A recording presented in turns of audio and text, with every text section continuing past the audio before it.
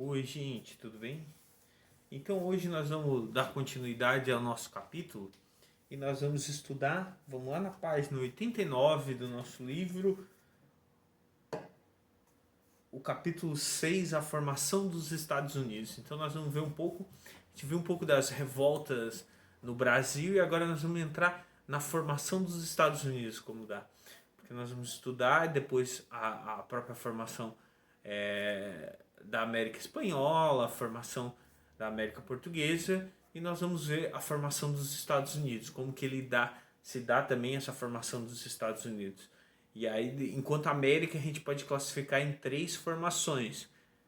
A espanhola, originária toda a América espanhola, né?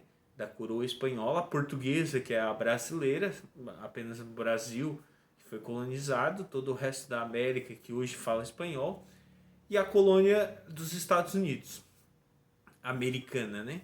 Então nós vamos ver como se deu esse processo de colonização, né?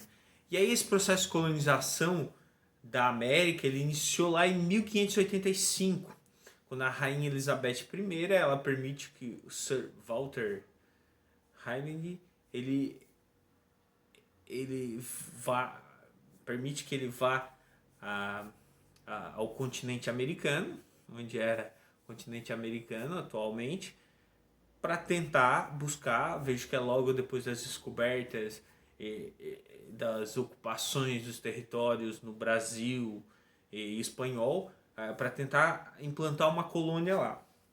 Aquela primeira tentativa ela não vai dar certo pela resistência, a questão da fome, as doenças, a resistência indígenas naquele lugar. Então não vai dar certo, vai acontecer, eles não vão conseguir se estabelecer lá e desiste. Vai ser no século 17 quando eles voltam para lá e tentam novamente, numa segunda tentativa, estabelecer a colonização, né? E dá início a duas companhias de comércio e colonização. Naquele momento haviam companhias, que eram grandes grupos, digamos assim, uma empresa que ia para o local, ela transportava pessoas, transportava produtos por navios. Então faziam esse transporte e ganhavam o direito de realizar algumas obras, de levar pessoas, de estabelecer colônias, de estabelecer as terras que estavam lá.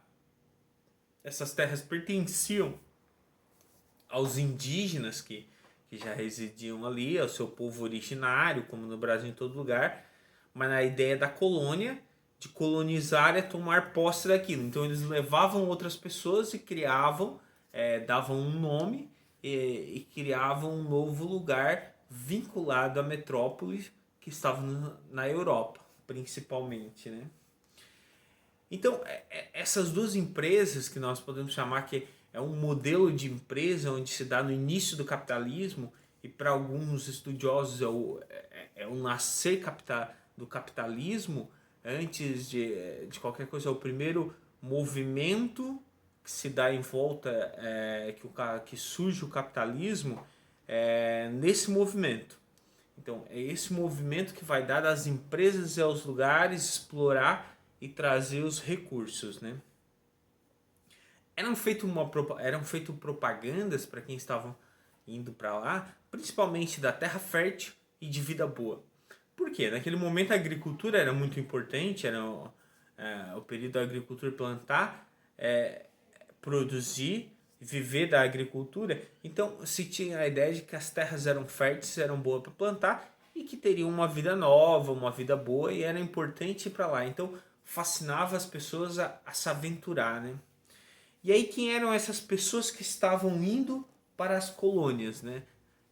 Que faziam esse movimento para as pessoas? Principalmente eram degredados, eram prisioneiros, eram aventureiros que se aventuravam, eram mulheres pobres que normalmente órfãos, que sem famílias, que normalmente eram pegas e levadas lá para se vender para os colonos, porque a maioria dos que iam eram homens, e para não ser havia uma cultura de não misturar isso, principalmente com os originários, com as indígenas, formar família mista, uma família misturada, misturar as origens. Eles levavam essas mulheres e vendiam, trocavam para constituir família. Então, assim, iam constituir família para quem estava lá, né? Sem terras, então, que não tinham terras, não tinham mais trabalho na Europa, eles iam lá em troca de uma servidão temporária. Então, era dado para eles um tempo de trabalhar de 5 a 6 anos, onde eles iam poder trabalhar para alguém que pagava a passagem deles, eles trabalhavam, depois eles poderiam ocupar um pedaço de terra, ocupar outra terra e produzir para eles mesmos, né? E grupos religiosos, e aí se dá um pouco da formação dos Estados Unidos de uma origem protestante, por isso, por trazer os grupos religiosos, principalmente os puritanos, os presbiterianos, os protestantes, os calvinistas, que eram expulsos da Inglaterra principalmente pela perseguição que era feita pelos anglicanos e pelos católicos nessa corrida. Então, para eles fugir dessa perseguição religiosa ou perseguição política em alguns casos, eles iam e construíram a América nessa ideia, da ideia puritana que eles tinham quando se viu lá na na Revolução Inglesa. Então, de famílias regradas, de viver segundo a ordem do trabalho. Então, essa forma que foi para lá, eles construíram então essa ideia puritana também como base nos Estados Unidos, né?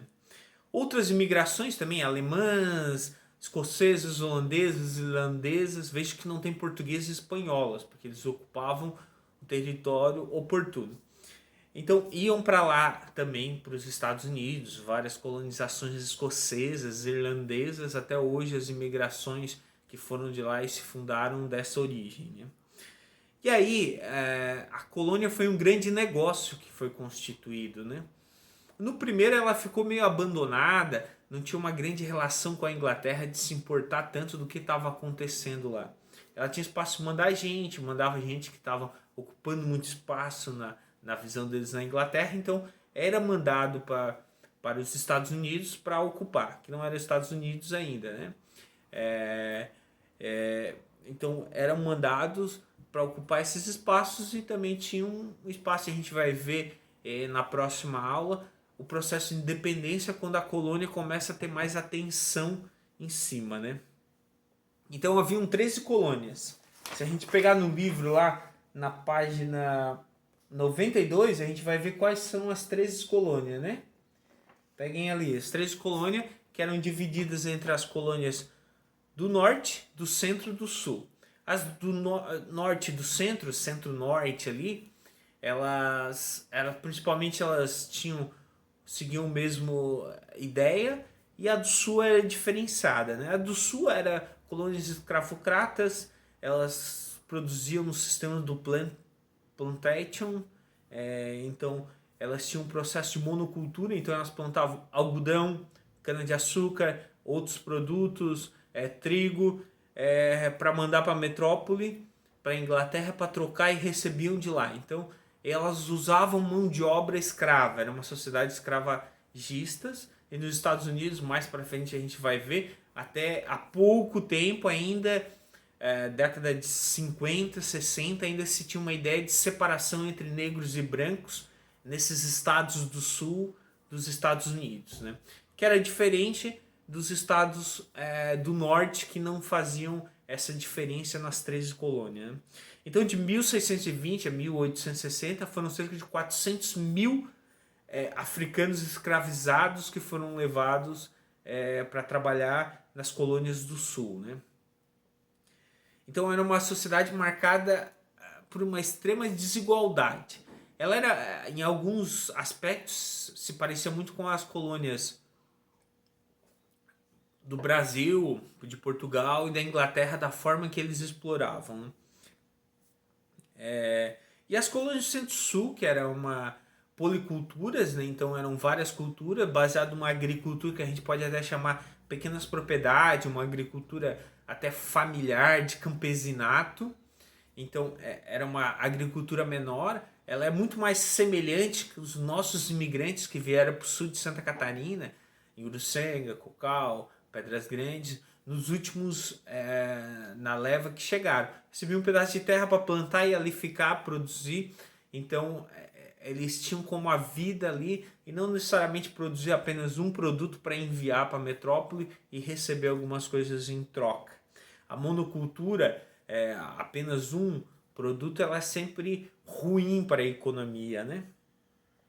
Então essas colônias do sul, elas começaram a lucrar, não com a agricultura, mas com o comércio lucrativo, né? Que envolvia a América do Norte, as colônias do Norte, a África, e aí tem um mapa aqui na página 93 que dá para acompanhar como era esse desenvolvimento, a África em busca de pessoas escravizadas e a América Central, as Antilhas, Haiti, Cuba, Santo Domingo, aquela região.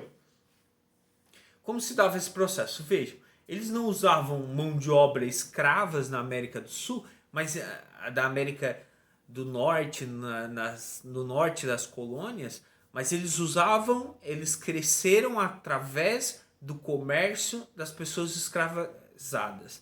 Então, através do comércio dos negros da África, eles construíram a sua riqueza e não dependeram plantar produtos para vender. Então, eles cresceram. E aí, quando falam dos Estados Unidos, quanto potência e modelo que vai dar, que é o novo mundo, que é chamado de novo mundo, vai ter por essa ideia do comércio que é dado e ela fica independente porque ela cria riqueza a partir de outros lugares. O Brasil, as colonizações portuguesas, espanholas, elas sempre têm, e aí no sul das 13 colônias também, sempre de ter um produto, comercializar com um lugar e apenas uma porto, ou mesmo metrópole pode pegar e vender aquele produto. Então você fica limitado ao preço que é dado, você não tem liberdade.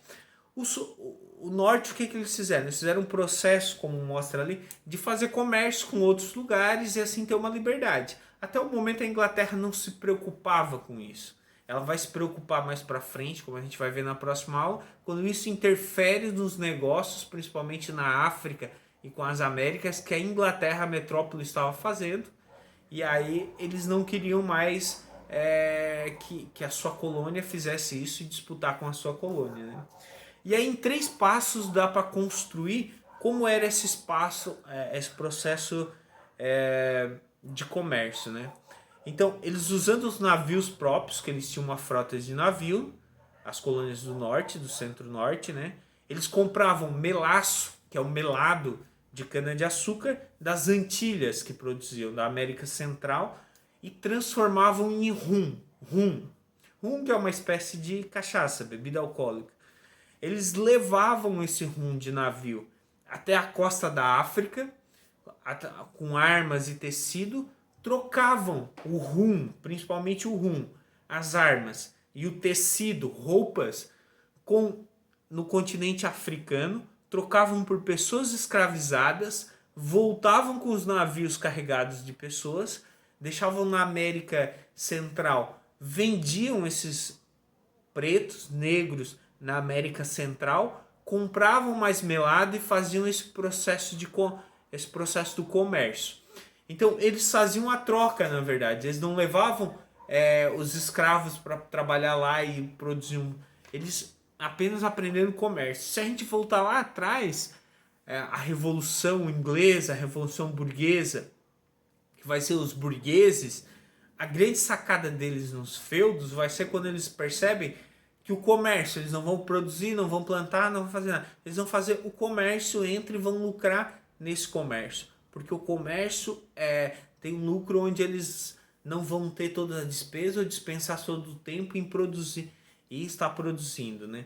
E aí aqui nasce a ideia dos Estados Unidos da América forte. Ainda não era Estados Unidos da América, falando para vocês terem ideia de qual era o lugar, eram as 13 colônias. O processo da independência que a gente vai ver na próxima aula das 13 colônias, é o processo que vai transformar Estados Unidos da América, que é diferente, do Brasil até hoje. Hoje nós somos o Brasil, nós temos os estados que são diretamente ligados à federação, ao governo federal. Lá também é ligado, só que cada estado ainda hoje tem sua independência. Pode ter leis próprias, e por isso que nos Estados Unidos tem leis, penas de morte, que é um exemplo, que em alguns estados americano, principalmente do sul, mantém a origem dele, ainda escravo, mantém penas de morte, leis mais rígidas, e do norte que não tem tanto essa ideia de leis mais rígidas. Então cada estado tem suas leis e pode ter suas leis necessariamente, e os Estados Unidos em si, o presidente não interfere na lei, nas decisões de cada estado americano. Então essa ideia das colônias, que elas tinham um processo de autonomia, então a autonomia, elas decidiam, se reuniam, essas 13 colônias, cada uma delas se reunia e decidia como ia ser, elas não tinham um governante, um rei, um vice-rei, um príncipe que comandava todas elas, e dizia como se quando era o Brasil colônia, que tinha alguém que era nomeado, ou depois o rei, que comandava todas as províncias. Lá era diferente, tinham autonomia e criavam com autonomia isso, né? Então o sul era ligado à metrópole, o sul fazia esse comércio, como foi dito, com a metrópole, e o norte desenvolveu muito mais liberdade na forma do comércio, na forma de desenvolver, na forma de viver. Ele não era vinculado apenas à metrópole, ele fazia um comércio sem depender da Inglaterra, com a África e com as Antilhas, necessariamente, que abre concorrência com a Inglaterra, que era grande mesmo, Espanha e Portugal, comercializavam diretamente, os navios comercializavam seus produtos, dependiam necessariamente da Inglaterra. Então a gente vai ver que a Inglaterra vai apertar quando vê crescendo isso, quando vê que tem até uma lenda que é o ganso dos ovos de ouro, né? Quando vai ver que consegue ter isso, eles querem pegar todos os ovos, não querem só os ovos, as riquezas, porque eles pagavam impostos ainda para a Inglaterra. Eles não vão querer só o imposto, eles vão querer tudo, vão querer reprimir, vão querer mais, sugar tudo que tem, e as colônias não vão aceitar. E aí nós vamos ver o processo de independência dos Estados Unidos. Esse é o processo inicial que se dá. Então tá, até mais, tchau.